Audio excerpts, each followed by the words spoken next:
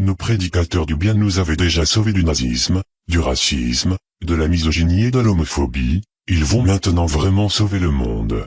Enfin.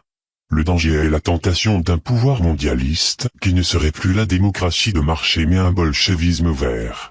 Une idée a été lancée par le président Macron au G7 de Biarritz, celui de l'ingérence écologique. On n'arrête pas le progrès. L'ingérence humanitaire a déjà provoqué, contrairement à ce que l'on nous affirme régulièrement, une sale guerre en Europe, celle qui a détruit la Serbie, rempart contre un islam conquérant. On en connaît aussi les magnifiques résultats en Libye. On peut compter sur l'insupportable gamine suédoise Greta Thunberg pour dire à l'ONU leurs 4 vérités à ceux qui ne sont pas encore alignés sur le dogme bobo. L'écologie du marché, depuis les élections européennes, est à la mode en France. Elle l'a déjà été, mais les bobos gauchos ne cessent de marquer des points, en tout cas dans les médias et auprès du pouvoir qui s'auverdit par opportunisme électoral. La diabolisation est en cours et les bûchers prêts à être allumés. L'écolo est vegan. Adolf Hitler était végétarien, Heinrich Himmler aussi, car il voyait le végétarianisme comme la clé d'une vie longue et saine, et les contraintes alimentaires comme une façon de prouver leur supériorité raciale. De nombreux néo-nazis et suprémacistes blancs d'aujourd'hui continuent la tradition. L'enfer est pavé de bonnes intentions. Le mondialisme bobo qui s'appuie sur l'écologie capitaliste pour dominer le monde marque des points. Il lui faudrait, pour s'imposer, renforcer au-delà de son discours pontifiant un totalitarisme universel. On n'en est pas là, même si chez nous, il va falloir ingurgiter la propagande des manipulateurs d'opinion et se méfier du bolchevique qui dort sous l'écolo. Mais courage, même sous Hitler les nazis mangeaient de la viande. Nous sommes tous finalement un peu des résistants. Tous les jours, nous entendons la même petite musique, l'énergie est notre avenir, économisons-la. L'élec verte, vous vous y mettez quand? EDF, changer l'énergie ensemble, propagande des énergéticiens en tout genre pour nous faire accepter cette idée qu'ils sont et seront les sauveurs de l'humanité, ceux qui répareront, comme on répare une machine en panne, le climat de la planète. Ceux qui solutionneront la soi-disant hausse dramatique des températures d'origine anthropique, ceux qui seront les géo-ingénieurs prêts à contrôler une nature devenue trop chaotique. Mais cette caste de grands industriels n'a pas seulement pour but de poursuivre son extractivisme délirant, de produire de l'énergie, toujours plus d'énergie, quoi qu'il en coûte de la vie sur Terre, mais aussi de produire du mensonge. Qu'il y ait, présentement, une transition énergétique menée par les grands groupes du nucléaire, du gaz, du pétrole, paraît tellement grossier qu'il faut un paquet de mensonges bien ficelés pour faire accepter la farce. Le greenwashing opéré par la prétendue transition est maintenant dénoncé sur la place publique. Les derniers livres de Guillaume Pitron, de Fabien Bouglet et de Pierre Dumont, La guerre des métaux rares. La face cachée de la transition énergétique et numérique. Éolienne, la face noire de la transition écologique. Éolienne, chronique d'un naufrage annoncé, en sont des exemples. Notre mode de vie high-tech et vert ne tient que par les chaînes d'extraction de métaux rares dans les mines de Chine. Avec les désastres humains et environnementaux qu'on connaît.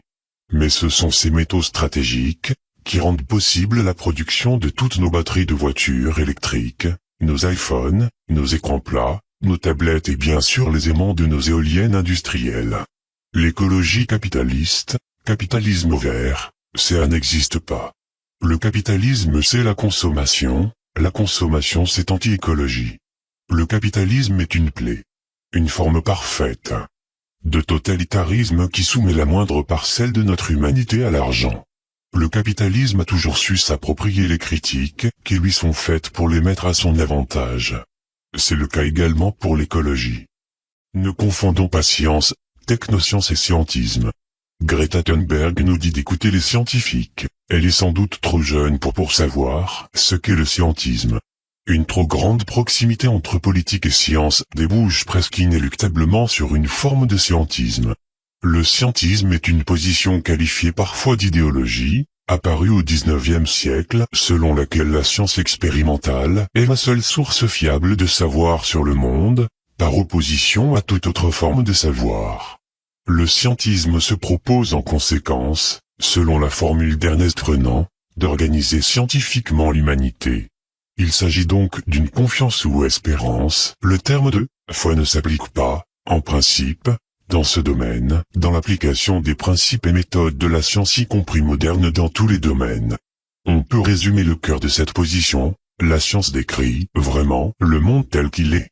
Le terme scientisme est aussi utilisé pour désigner l'approche, selon laquelle les problèmes, concernant l'humanité et le monde, pourraient être réglés au mieux, si ce n'est parfaitement, suivant le paradigme de la méthode scientifique.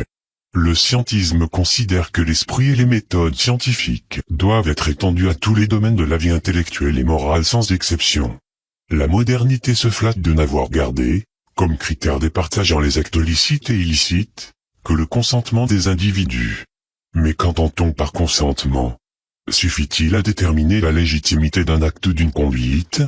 Est-il toujours une expression de l'autonomie personnelle?